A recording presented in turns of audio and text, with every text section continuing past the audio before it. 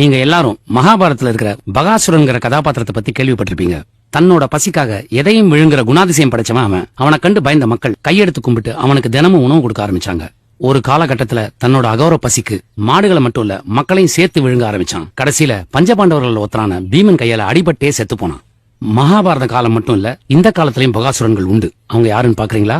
வேற யாரும் இல்ல, இந்த செல்போன் தான்.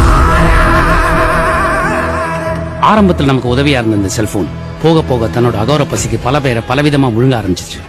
இந்த செல்போன்ல Facebook, ட்விட்டர், வாட்ஸ்அப் செயலிகள் மட்டும் இல்லாம பல ஆயிரக்கணக்கான அதிபயங்கர செயலிகளும் இதுல உண்டு.